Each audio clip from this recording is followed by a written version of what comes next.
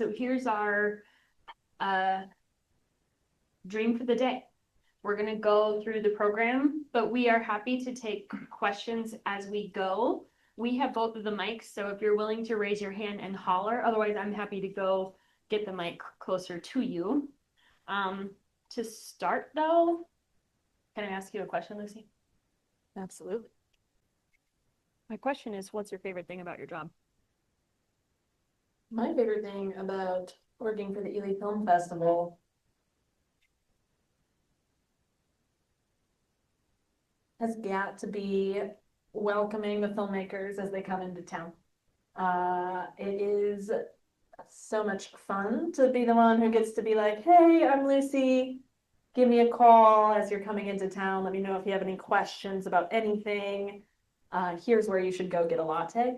And then seeing them walk into the Ely Historic State Theater for the first time and being greeted by all of you and all of our incredible volunteers who are just so psyched about the weekend. You can feel kind of their excitement and gratitude to all of us. A lot of film festivals are really focused on filmmaker connection, and I think it's very cool that our festival has such an emphasis on community and filmmaker connection. So that's my favorite part. Cool, thanks. So we're gonna pick your brain, Lucy, but first we're gonna go through the program. And so for the Zoom crowd, just want you to know that that's what is on the screen, because we're going to go kind of page by page. And right now it is on the front page of the program, the kind of title page. And we should say that you all are holding the very first print programs for the year. But moving forward, other folks that you talk to will be able to find these programs at Ely's Historic State Theater and at each of the festival's academy level sponsors that have storefronts in downtown Ely. So you're lucky because you just have them in your hands. Whoa. A couple of notes. The program was designed by Sarah Vogel of Vogel Studios, and we're very grateful to her. She actually did the poster art as well. And in the program, you can see a page with a QR code, so you can see like a blog post and a video about her creative process and her design process as an artist. And then my other disclaimer that I'll say before we get started is I think the film festival is similar to Tuesday Group, and you all know I'm super biased about Tuesday Group, right? But Tuesday Group, in my mind, the best way to interact with Tuesday Group is to plan on being here every week you can, right? And Jess and I both love to sort of lovingly make fun of, in the most, again, loving way possible. Remember when the U of M people came and they gave us a presentation about the microbes underneath the studio in mine? Do you remember that? It was legendary. And if I'm being very honest with you, if I weren't the coordinator of Tuesday Group and if I were making decisions about which Tuesday Group to attend based on program description, I wouldn't have gone to that. And it was one of the best ones, right? Their passion for their topic, the questions that the audience asked, and just the world of insight that I gained from going to that program was really special. And sometimes that's how it is with Tuesday Group, right? The ones you take a lot from are the ones that you might not have attended based on the title and description. And so the most valuable way to interact with Tuesday Group is to come when it works in your schedule to be here, regardless of what's on the docket, and sit down and learn something new and be in community with one another. And I sort of take that approach to the Ely Film Festival. Yes, let's talk through the program. Yes, let's hear about the movies. But additionally, like, when are you available and what's showing? What still has seats when you are available? And what would happen if you just sat back and kind of were awash with what's on the schedule at the time that it works for you to be there? So that's something that I would encourage at the outset. My addition to that is that, similar to how at the Ely Folk School, we think that your folk school experience should not start and end during your class. Same with the film festival. We want you at the theater as much as you're available for, but that should not be the end of your journey with that piece of independent film. We hope that you go to the after parties. We hope that you go to coffee the next morning. We hope that you talk with the attending filmmakers. We hope you talk with your friend on the phone a week later about something that really stuck with you from the film, a question that it brought up in you, something that was confusing and you're still working through, or something that you hated and want to like talk about that. Right. It's so much more than the Entertainment. 2 hours that you're sitting in the theater for that particular block. Should we dig in? Let's dig in. All right. Okay. So who's the festival staff? Who's the crew? We have, of course, myself and Lucy, our collaborator, our teammate, Lindsay Dare, has been hard at work making all the files, making sure that the files are the right specs and in place. Round of applause for James Scarborough. Oh my goodness. Dave Casey, who you heard from today. We have Ian Law has been doing marketing support with us. We have Justin Burham is the board director for the State Theater. Jacob White has been doing media production work for the film festival. And of course, Ryan Bajan has been our director this year. Anything we should add about that? Ryan has been my co-program director for the last 3 years, and it's been really exciting to see him take on the directorship of the full festival, and we're so grateful for all that he does. All right, moving along. Oh, here's the page. This is the QR code where you can see the information about Sarah's creative process, and I do find her artwork is super charming. Lucy is modeling the t-shirt this year that is available, and we also have a sweatshirt version in a slightly darker color, and there will be additional merch items for people who are looking for souvenirs. These little stickers, super cute. All right. Lucy, tell us about the schedule on Wednesday and who's going to be in town and who might we meet? Wednesday, March 11th, opens the Ely Film Festival. We start at 3 p.m. with a Creative Expressions Shorts block.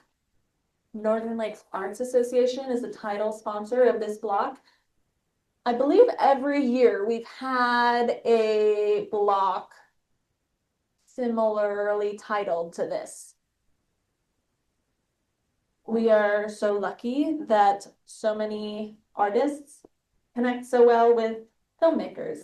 And there's a lot of very cool stories about the way that humans are creative.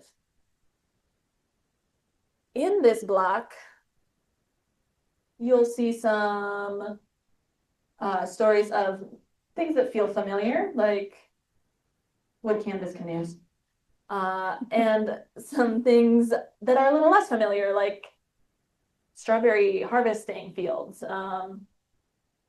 But I'm really excited. We have the filmmaker from Martini coming to town. I should say returning to town. She grew up here in Ely and has made her first film and will be here to tell us about it. What? That's really charming. I don't know. I believe her first name is Margaret, but it's Miss Renner. So if you've chatted with the gals at the spoon booth at the farmer's market, she's from that family. Oh. We'll also have Peter here from Dev Stop Fix, which is a cool their short film about photo development and his process with that. One of my favorite films from this block in particular is Breaking Ice. Jason Lindsay came to our festival last year, but isn't able to make it this year. But this is kind of a rumination on how he interacts with his young son, and how he explains rupture and harm through the lens of photography. Wow. If that's not what you're into, you could go to The Only Way Out Is Through in the Greenstone Cinema, starting at 3:30. We'll have the director from this film in town as well. And this is a feature-length film about friends figuring out how to be friends again. And I think that's a theme that we get a lot of times in this festival. Like, what is it that has happened in our relationships in the past that maybe we haven't fully dealt with, and how do we deal with it now? So if that intrigues you, keep coming back. Did anyone who was at the party we threw at the folk school last week, maybe you saw that I had a piece of art that was framed on one of the countertops that said "The way out is in," which is basically the same message. So I'm excited to have Kieran Thompson in town. What is Land of Canaan? Land of Canaan is a film about a farmer cooperative in the West Bank. We have Maggie Lemire is a National Geographic videographer who made this film. She'll be in town for this. We're very excited to have her. She actually screened an unfinished portion of her film to a group of Elyites last year when she was here visiting Maggie Schubert. So this will be a really cool film thinking about what it means to be a steward of the land, what it means to be in some upheaval, what it means to, think about what comes next for your family, how to continue these traditions on. There are opportunities before and after this film to hang out and connect with Maggie. We have a dinner at the folk school prior to the film. So if you're looking for food, maybe between films, maybe before you go to one, or if you can't come to the film but would love to connect, come to the Ely Folk School for a potluck dinner between 5 and 6:15, hosted by Brenna and Madden, who are in town here and associated with the Ely Palestine Solidarity Group. And then afterward, Maggie will also be giving a Q&A and then going to the Insula after party. They're keeping the kitchen open late for us, which is super exciting. It is one of the funniest things when I'm talking to filmmakers. I'm like, oh, like, you'll have to come on Wednesday night to Insula. They usually close the kitchen at 8. So they're open till the kitchen's open till 9. It's a really big deal in our It town. is a huge deal. We got to show up and thank Dan and Sarah for keeping the kitchen open late. At this after party, Eric and Kieran will also be in attendance. Eric has his monster playing in the Greenstone Cinema at 7 p.m. And again, yeah, how do we deal with the monsters within ourselves? I have a question for the crowd. Raise your hand if you've ever been in any way involved with a film production or the making of a video of any kind. Ooh, That's actually quite wow. a few people. It's a really complex undertaking, right? Independent filmmakers especially, are doing this thing because they're so passionate about it. And I think what's really awesome, yes, it's cool. I love the fact that we have the Q&As in the program, but I would just reiterate, like, the ability to go to Insula on Wednesday night and have a conversation with Eric, who's the director of His Monster, to have a conversation with Kieran of The Way Out Is Through and Maggie of the Land of Canaan is, I think, a pretty powerful thing to be able to have direct access to these folks. And I think, alongside that, so many of these filmmakers are involved in every single part of the process, which we're familiar with in Ely. We've got a lot of people who wear a lot of different hats, who run a lot of small businesses. So if you have questions about or curiosities about any part of the film process, like I was texting Eric earlier today and he's like, I'm so in the marketing promotion part of His Monster, which isn't what I thought I would be doing when I got into filmmaking. So if you have, maybe you're curious just about marketing. So maybe that's your angle with a filmmaker in town. Right. Let's forge ahead to Thursday.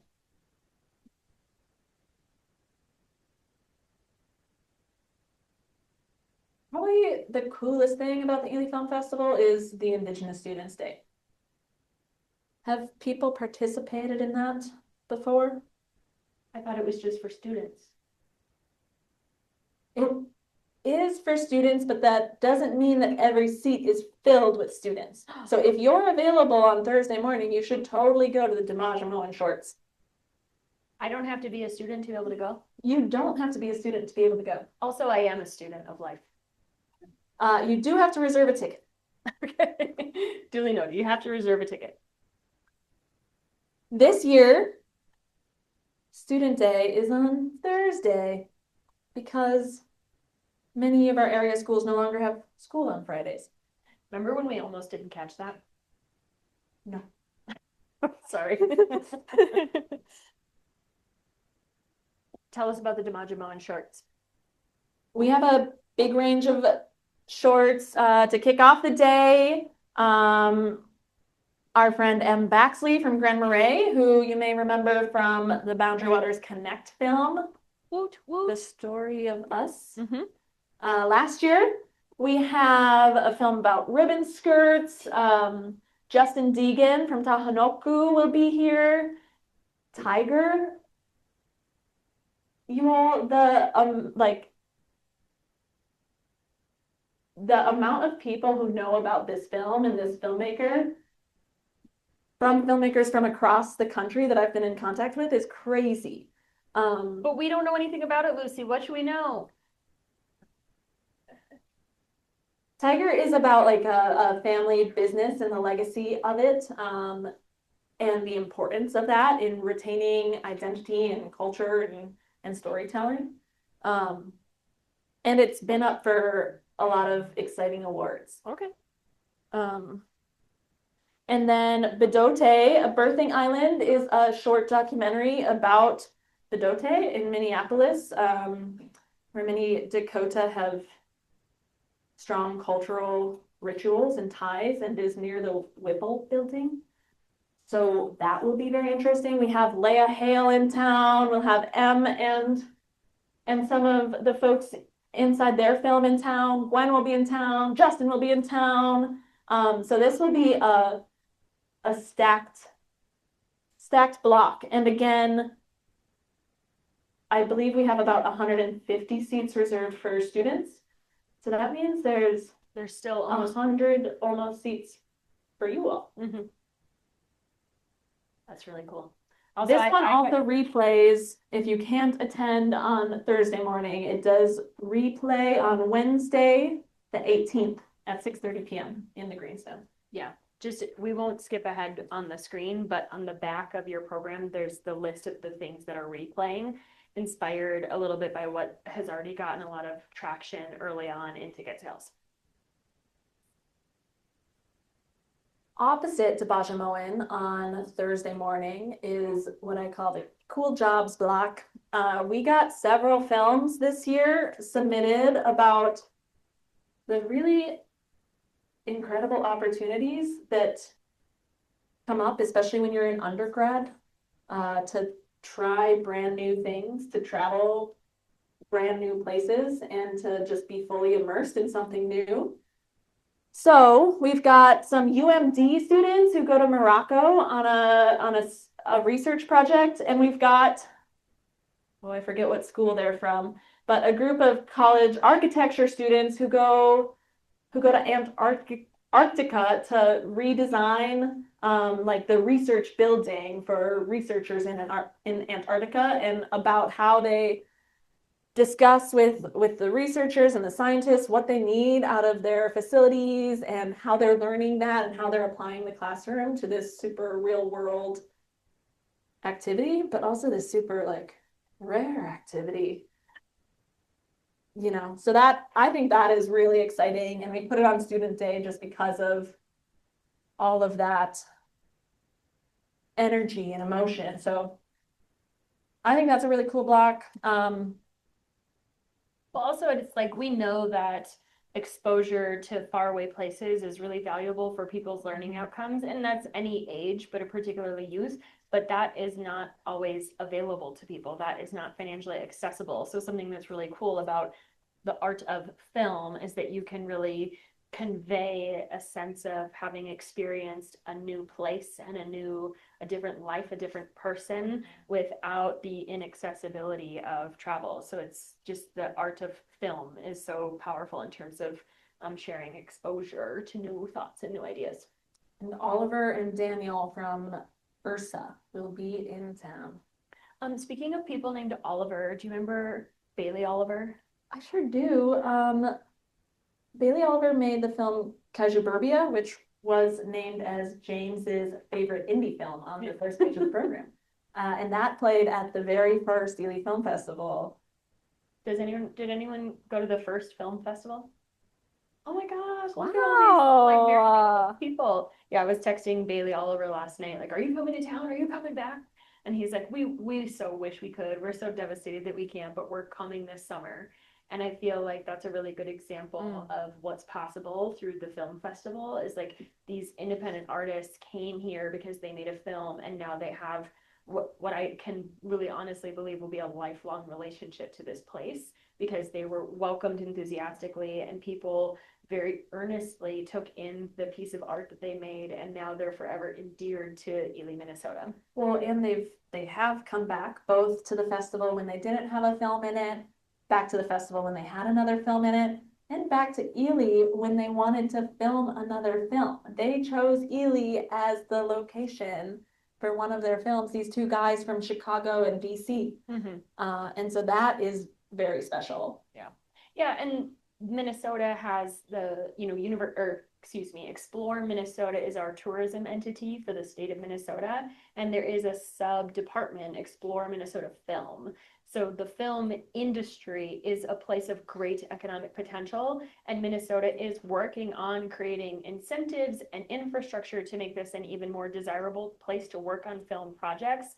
And so the Ely Film Festival is an active member of that ecosystem that is trying to grow and be more active here. So thank you, Lucy, for all you do to make that happen. Thank you.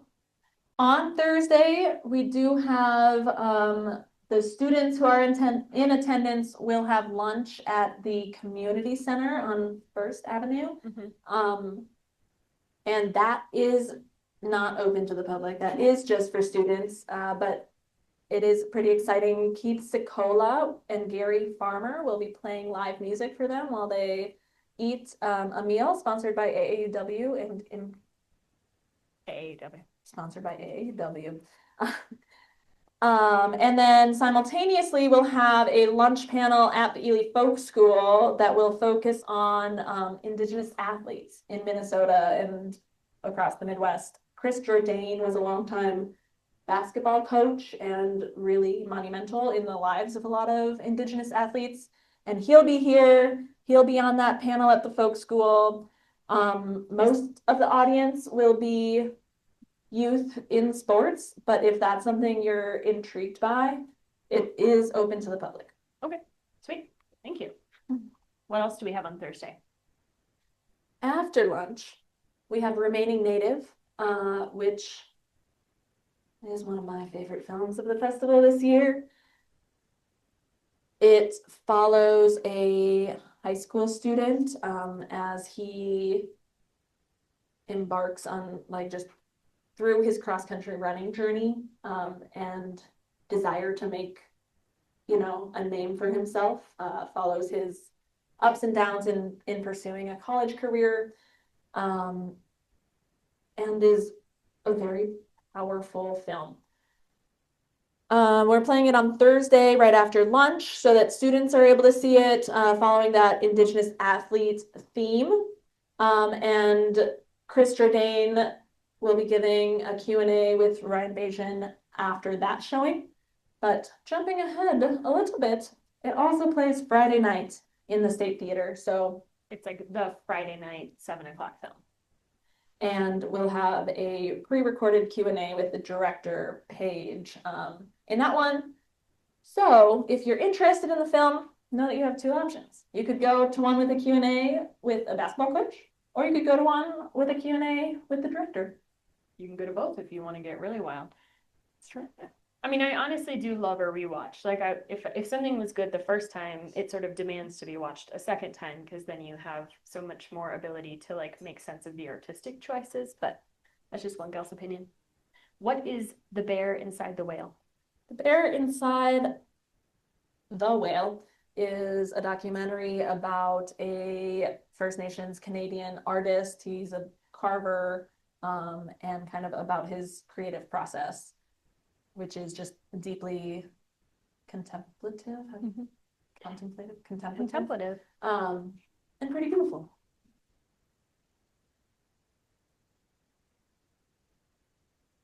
This is an exciting block to me.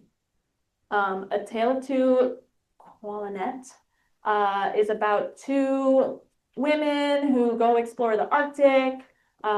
It is, I think, pretty powerful and moving, and we have it paired with Medicine Ball, directed again by Leah Hale, who we know. She's been to the festival before. She has that short film in the Debaja Moen shorts.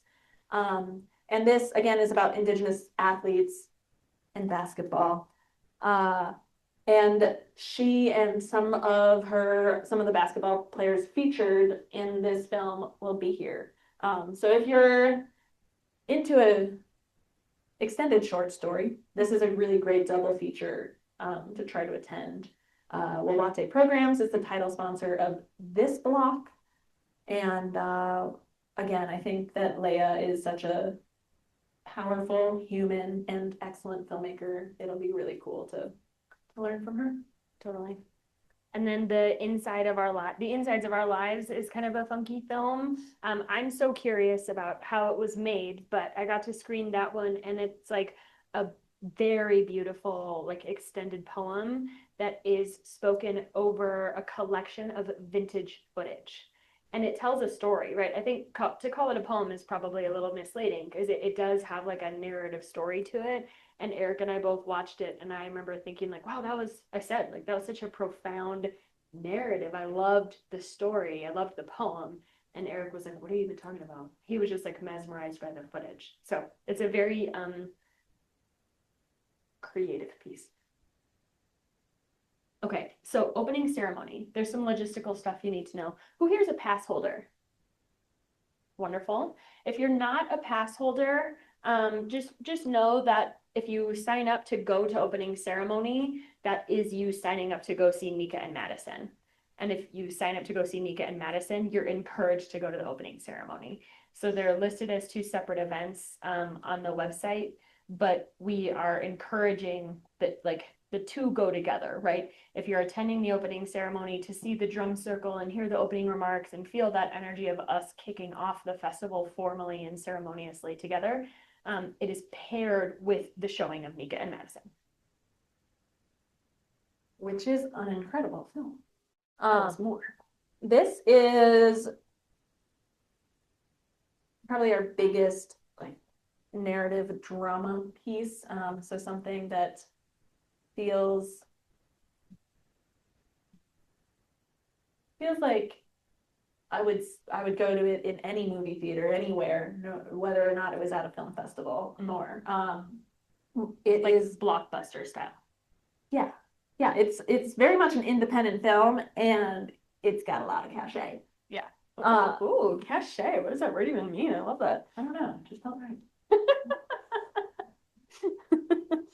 It's kind of got a star-studded Indigenous cast to it. We will have Gary Farmer in town. We'll have the director Ava Thomas in town. And it's about two cousins who one of them runs into some trouble with authorities after a traumatizing experience. And it's kind of their journey figuring out how to take care of each other and kind of be in relationship with their land, but also while really scared.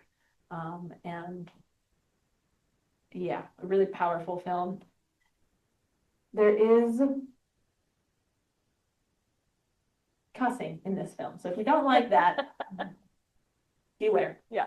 But as I understand it, having Ava Thomas come to town, the director of this film, is a little bit of the Ely Film Festival punching above its weight in terms of like the caliber, like the budget for this film, the scope of this film. Again, like Lucy said, it is an independent film, but it's also a very high caliber, very professional production. And for us to have been able to attract this film and attract Ava Thomas as the director to come to town, it does symbolize for us that this work that we've been doing is paying off and that our festival does have a place in the festival scene, because these people in this industry have, it's so much work, and they're out there, right, they're making their films and they're marketing them. And I just really want to reiterate how special it is that our team was able to kind of bring in people who are operating at this caliber.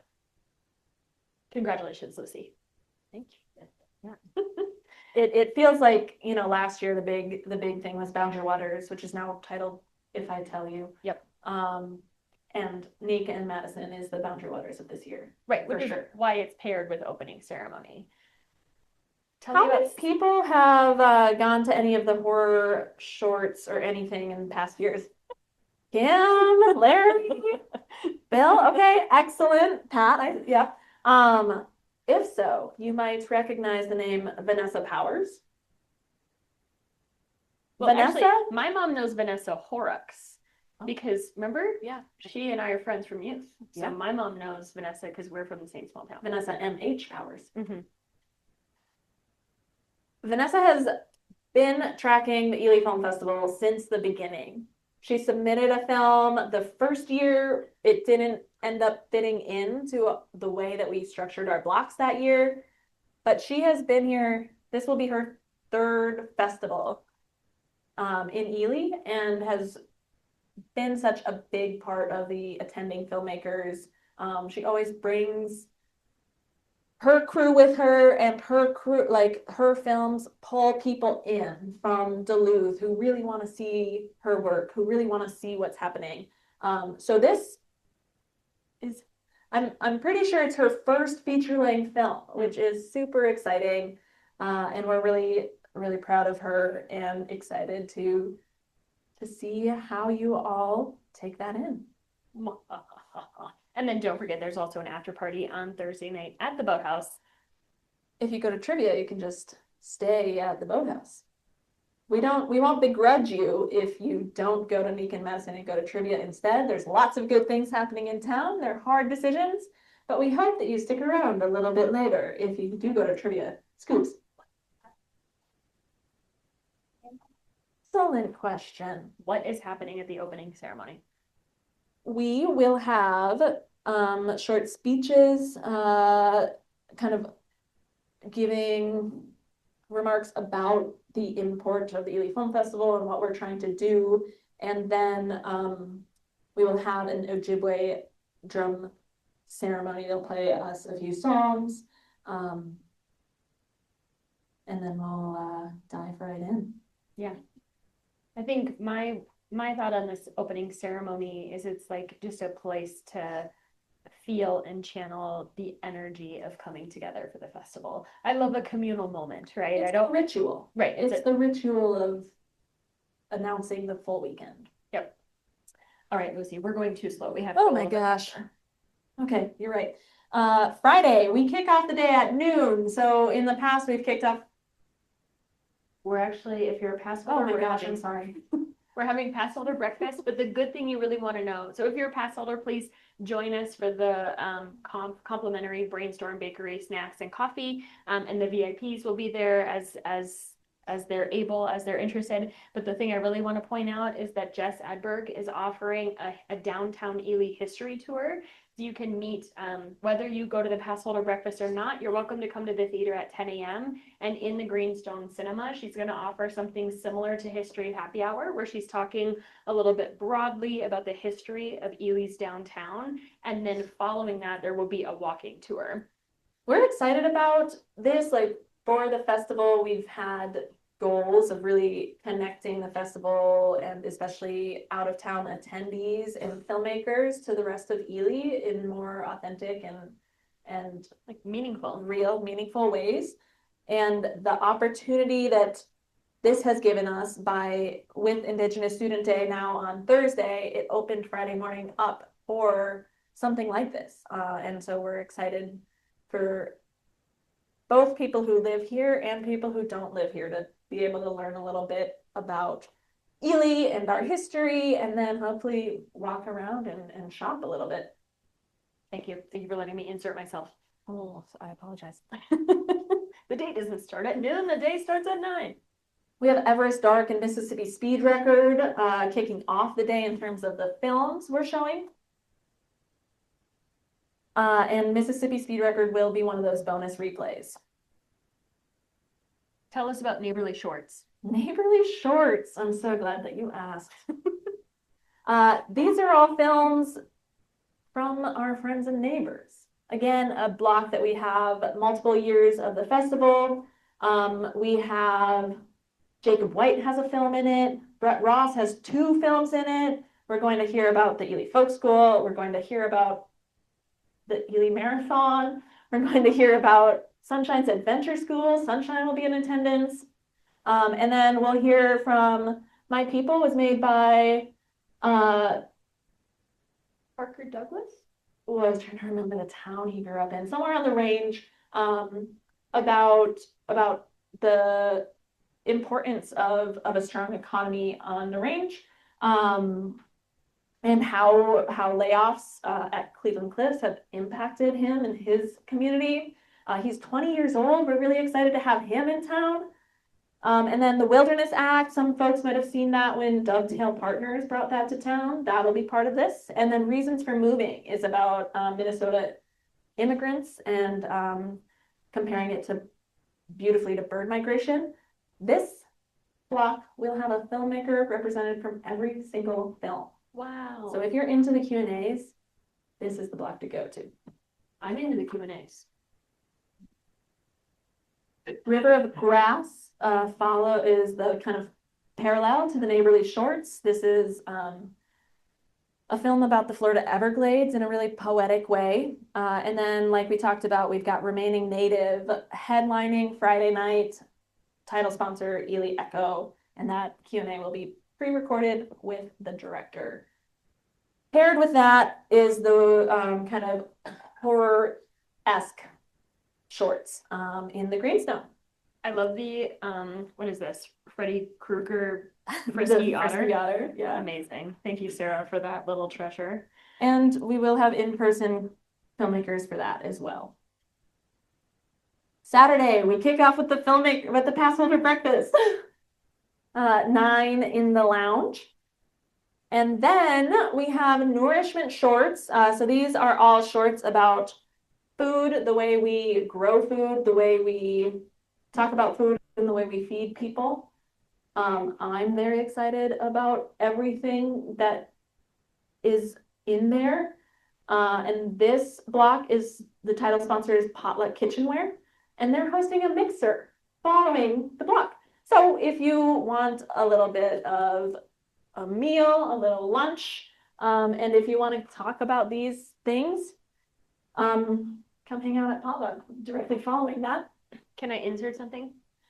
We're also, in terms of meal partners, on Friday and Saturday from 11 a.m. to 3 p.m., the Northern Lights Clubhouse is hosting their fundraiser lunch again. This year, it's actually going to be located at the Ely Folk School. And so this is some of the feedback we've gotten in the past is like, okay, I'm a really dedicated attendee. I'm a pass holder. I'm trying to go to everything. And every once in a while, there's only an hour or 45 minutes in between blocks, depending on the schedule that you designed for yourself. So we made a really strong effort to have grab and go fast casual food ready throughout the weekend. And one of the providers of that is, again, the Northern Lights Clubhouse fundraiser lunch at the Ely Folk School on Friday and Saturday. So there will be posters in the facility that give the details about these like meal partners and reminds you about that stuff. But we just want you to know that we heard people's feedback and we are partnering with folks to offer fast, casual, grab and go food so that you can maximize your weekend. We want you to eat lots of popcorn, but we don't think you should live off popcorn. Yes. In the Greenstone, we've got our family-friendly shorts that morning. Even if you don't have kids, I think that Beast of the North Woods is one of the most charming shorts of the festival. I've heard her say that multiple times. I know she means it. Hey Human shorts are also, I think, very good. And then we do have Dorothy Molter Museum is the title sponsor of this block. And we are doing a run for Rob if you're, again, running focused. People can meet Susan Pileggi at Functional Fitness at noon on Saturday to run a mile prior to the Hey Human shorts, because that block kicks off with a story about a man who was diagnosed with cancer and has run at least 1 mile outside every single day since. Wow, that's cool. Thank you for coordinating auxiliary programs like that. Then in the afternoon, we've got a film about cowboys in the Greenstone. Lucy loves cowboys. It's true. And then Plastic People. How many people have seen Plastic People already? How many people are excited to see it either again or for the first time? Heck yeah. The title sponsor of Plastic People is Cure, Minnesota. And we're excited to have that film back in town and to be continuing those conversations. I'm excited to watch that movie again, and I'm excited to know when to close my eyes and not open them again for 30 seconds. And I will just leave that for you to wonder about. Ooh, something's happening. Don't mind that, don't mind that. There we go. Okay, we can go to the next page. On Saturday afternoon, I hate to say this because I think that the Saturday afternoon portion of this has very few seats available currently, but the relational shorts maybe is my favorite shorts block. Is that one that's replaying? Yes, it Okay. does replay. Relational shorts on Wednesday, the 18th. But we've got a really cool animated film in here. We have a short film from Jonathan Thunder out of Duluth. Ooh. We've got Kristen and Justin will be here from the retirement party. Michael will be here from The Morning After, which is a really powerful short on how we process grief and what we need in those moments. Arousal Broom was made by someone that I knew way back in the day when I worked at Widgiewagon, and I didn't know that they were going to submit this film. I didn't know they were a filmmaker, and here it is. So that's really exciting for me personally. Love that small world stuff. And then, yeah, all of these are very sweet. I had an opportunity to screen both Observer and Anongo, and I really appreciated both of them. I'm very proud that Boundary Waters Connect is the title sponsor for Observer, and our friend and neighbor David Miller made me a red frame like this so we can have fun with it throughout the festival. But I really appreciated the call to attend to our attention more carefully. And I think that's ultimately the message of the Film Observer. And I personally invite all of you to attend, but I won't be hurt if you don't, especially if you're able to make it to Anongo. Ryan Bajan and I were just talking last night about our background love for slam poetry, and poetry in general makes it so that we do have a special fondness for rap music. Rap is poetry. And so this documentary film about a female rapper and her journey to express herself as the daughter of immigrants and just what it means to progress in a skill was, I thought, a really beautiful and powerful film. You can't go wrong. And then when you're done with those movies, you will want to be at the Quasi Wabbit for the after party to end all after parties. And I do just want to say that Dallas Howard, who is one of the key cast in Observer, will be in town. He's a phenologist out of Akeley, so a fellow rural Minnesotan. And I think all of us in this room have connections to make with that man. So that feels really exciting. Yeah, that's a very hopefully that's a very intriguing sentiment, because he's he's a participant in the movie Observer and someone who just dedicates his life to collecting data about the ecosystem in which he lives. And again, like Lucy said, I think all of us can connect with that. When I talked to him this morning, he was hauling logs out of the forest to plant more shiitake mushrooms on. So happy spring. You're going to want to talk to Dallas. Sunday, we've got our invitation only award ceremony at the Grand Bailey Lodge right here. We're very grateful to the Gel for their support. That is primarily for our filmmakers. But I guess this is a place where we could mention that the Audience Choice Award will be available to vote on again.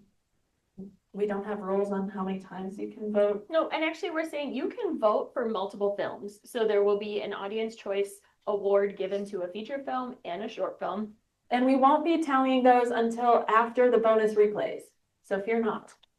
And you can vote, like, let's say you go to a movie on Thursday night and you thought it was phenomenal. You can vote for it on Thursday night, and then you go to a movie on Sunday and you're like, that movie's even better. You can vote for that movie too. What we're saying is you can vote for multiple films. We're asking that you don't stack the votes and vote for the same film multiple times. Thank you for your honor and ethical engagement with the process. Both the feature-length films on Sunday are really about family and like digging deep into old wounds and how we love and have complicated relationships with them. And I'm especially excited about Her Mine. The Tati Lake Center is the title sponsor of that one. And UMFO, the Upper Midwest Film Office, is the title sponsor of Battersea. But we also have a shorts block about just different, as especially post-COVID with everything feeling really online and moving really quickly, we're starting to see that in the art that people create. And so this block kind of speaks to some of those, like, what's happening feelings that are inside of all of us. The final shorts block of the weekend is Family Dynamics. Again, something we all have feelings about, relationships with. We do have filmmakers attending from this block. From Everybody Knows, The Ecstasy of Honey, and The Part We Keep. Finally, we end the weekend with Ma Da Hey Together, which is a pretty fun movie about a bike race. So I think every year at the festival we've got movies about canoe racing or kayak racing or, big adventures or going to Antarctica. And this year we do have the Mississippi Speed Record about the canoeing down the Mississippi. But we also have a film about biking, which I think is new, but on genre. Well, and it's on brand for Ely because we have bike trails and we're getting more. In theory. Lucy, what is it like? How do you decide what goes together in a block? Like, what does that work look like?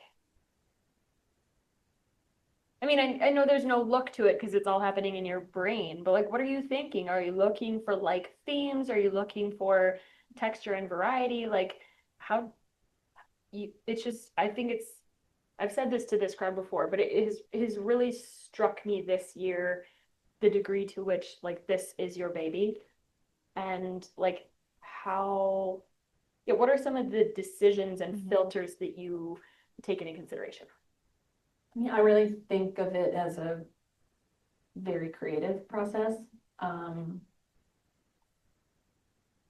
It means a lot to us how your experience is curated and how your experience feels and how the films jump from one to the next. And so I think, certainly looking at themes and, what questions and emotions different shorts bring up in me and kind of how that feels and how it feels juxtaposed next to other emotions that come up.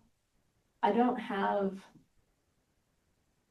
and then, I take in a lot of feedback from our volunteer screeners, from Ryan. Lacey screened a lot of films this year, and it's really fundamentally intuitive. Yeah, creative and intuitive, and sometimes it doesn't turn out how I think it will, but well, I don't remember know. I remember going to the Explore Minnesota tourism conferences the last few years, and we are like speaking of the Life Online Shorts block, like we are living in an abundance of content. There's no shortage of content, right? The actual gift of the Ely Film Festival is that you have a group of neighbors who have screened these films for you, vetted them, and then paired them on purpose in a particular way. And the curatorial art is getting more and more important in an environment where we're inundated with options and content. So I would just say one of the most profound benefits of engaging with the festival is that you have this curation has been done really with you in mind, and it's helping sift through the stuff that is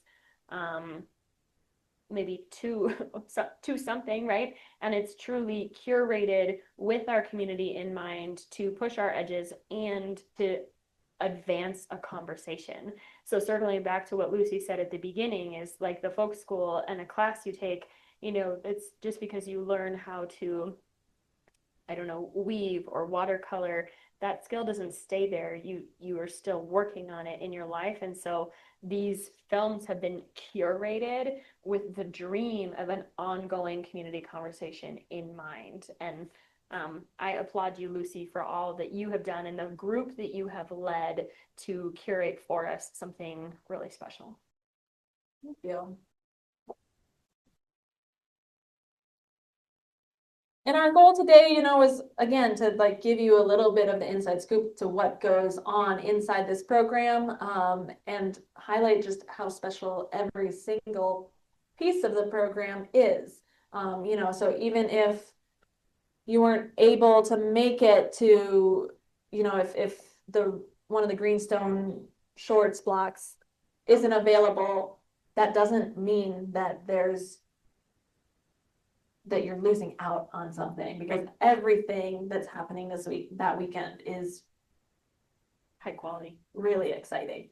And just again, filmmakers, we have over 30 of them coming to town. They'll be wearing yellow lanyards with little ribbons on them.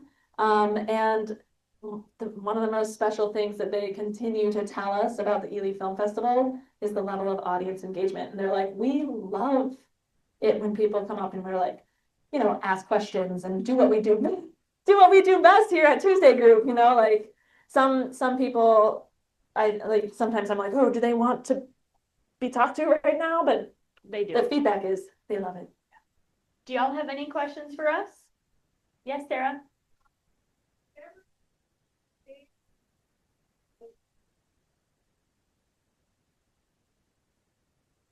Did the Everest film change times?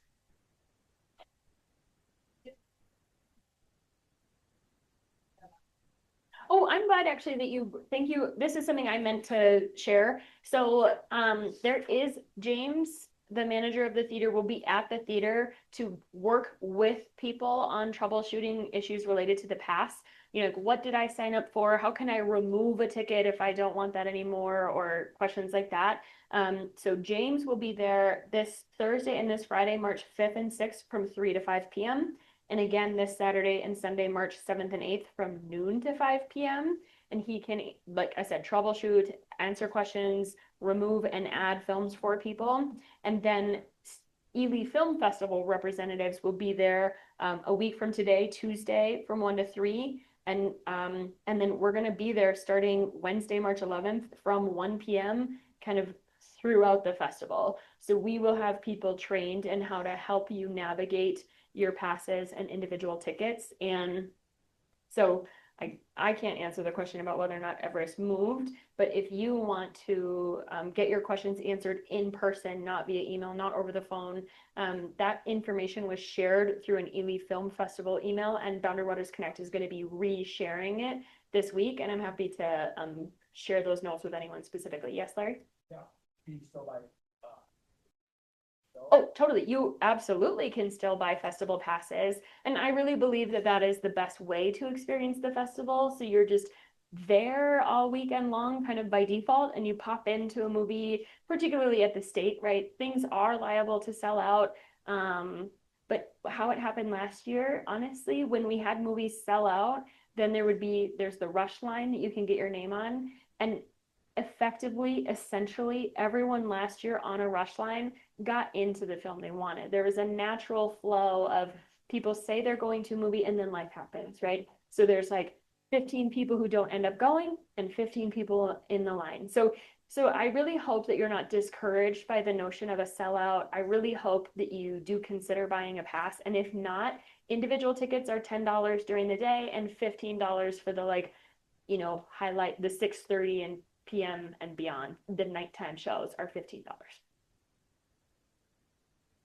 Yes, Pat? You having a volunteer training or? Yes. And we do still have a few volunteer slots open this year because of how the Indigenous Student Day isn't on Friday and we expanded programming on Thursday. We have more volunteer shifts than ever before this year. There's still the opportunity to sign up volunteer training. We are offering 2 for a variety, it's the same training offered twice. Wednesday, tomorrow night from 5 to 7, and then Saturday morning from 10 a.m. to noon. I hope we don't need the full 2 hours, but in the years past, I've scheduled 1 hour and we went over because I'm a chatty person. Thank you, Pat. Thank you to all who have volunteered. Thank you to all of you who are here today. And you can go and gloat to your friends that you have a physical copy of the program. Thank you, Lucy. Thank you.